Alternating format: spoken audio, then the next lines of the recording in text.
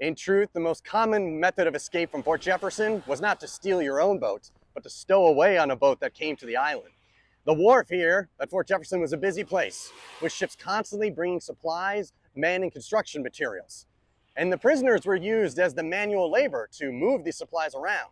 When Lieutenant Carpenter was here, he observed squads of prisoners moving materials around from 6 a.m. to 6 p.m.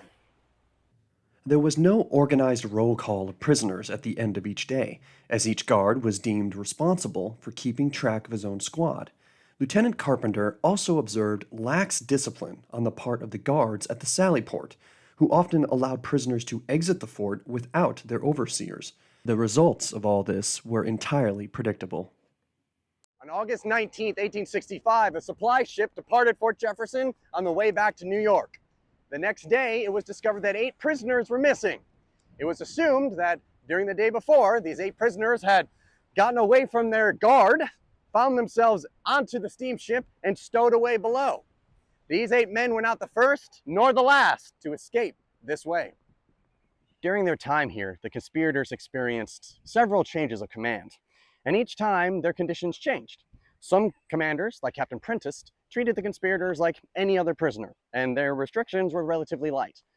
Other commanders were very harsh with the state prisoners, and they were held with more restrictions and found the freedoms they once had curtailed. Samuel Arnold often complained about their condition was often left to the whim of whatever officer was in charge of them at that time. In September of 1865, the commander of the fort, William Prentice, and his men, the 161st New York Volunteers, were scheduled to depart this island. Dr. Mudd took this opportunity to write a letter of thanks to Captain Prentice, who had treated him kindly during his stay. Captain Prentice had even gifted a book to Dr. Mudd, Les Miserables.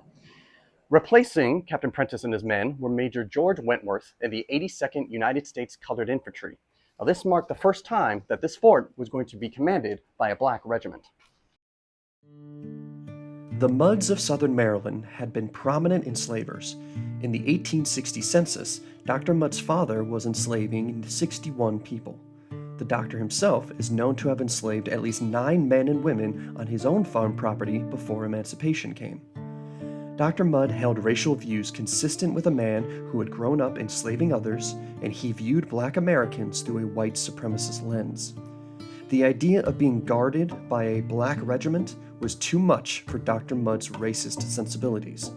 He feared that he would be mistreated by the incoming black soldiers due to his past as an enslaver, and his imprisonment over the great emancipator's death.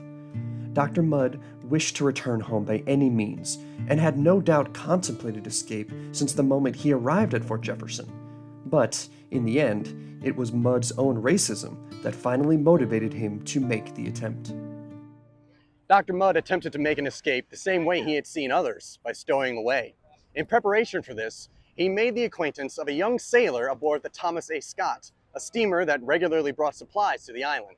The sailor's name was Henry Kelly, and after a few conversations, Kelly agreed to help Dr. Mudd stow away in exchange for Dr. Mudd's gold pocket watch.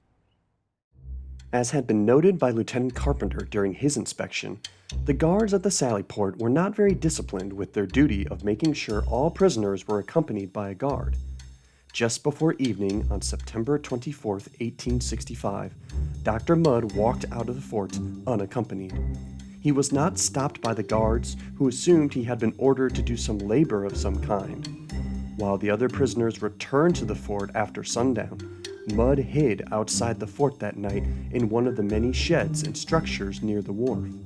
Dr. Mudd was not missed by the other prisoners or guards because his position at the fort hospital allowed him to sleep there rather than his cell with the other conspirators. Dr. Mudd spent the night outside the fort. On the morning of September 25th, Dr. Mudd, still outside the fort, changed into a new suit of clothes. While the prisoners had been issued clothing to help deal with the climate, they didn't have traditional prison garb as we think of it today. Still, Dr. Mudd wanted to change his appearance, and so he changed into a suit of clothes he had brought with him but had never worn. Mudd waited for a period when there was a good deal of hustle and bustle at the wharf as the Thomas A. Scott prepared to depart, and then he did his best to nonchalantly blend in, carrying something onto the ship as if at work under a guard. Once aboard, Mudd made his way to a lower hold of the ship near the coal bunkers and secreted himself under a platform. Dr. Mudd may have been successful in his escape attempt if he wasn't such a high-profile prisoner. The military storekeeper of the fort, William Jackson, was overseeing the activity around the ship. He happened to recognize the Lincoln conspirator as he walked aboard the ship and realized that he had never seen the doctor come back off. Mr. Jackson reported his suspicion that Dr. Mudd was trying to make his escape. The fort's commander quickly ordered a search of the Thomas A. Scott. While Harper's Weekly contained this fanciful engraving of Dr. Mudd being found in a cannon, he was actually discovered when one of the officers ran his sword through a slat near the coal bunkers and made contact with Dr. Mudd's leg, causing him to cry out. Dr. Mudd was pulled from his hiding place, taken back to the fort, and chains were placed upon his ankles and wrists. Eventually, the Thomas A. Scott pulled away from the fort without Dr. Mudd or Henry Kelly, Mudd's would-be accomplice. According to Mudd, the officers had been so happy to have found the Lincoln conspirator that they had ceased their searching, and as a result, 4 other prisoners who had likewise hidden themselves managed to make their escape. Located on either side of the sally port, there are these vertical slits, which almost look bricked up. But as we get closer, we can see that there are actually small vertical holes in there at an oblique angle. This was the last line of defense for Fort Jefferson. If an invasion was coming and they were coming down the moat toward the sally port door, soldiers could, from inside, shoot at an angle towards the invaders.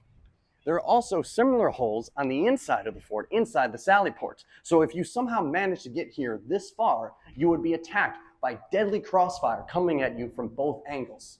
The angle of the bricks were so that the soldier could hide within without worrying about getting shot back by the enemy. The area inside the sally port on either side were the guardhouses. Soldiers were stationed on these two sides 24/7.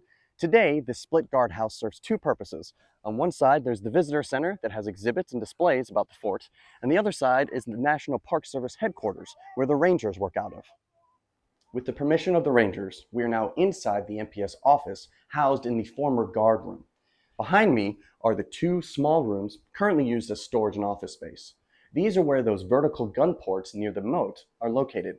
Soldiers would go inside of these small rooms and be able to shoot out at enemies at an angle who might be trying to cross the moat.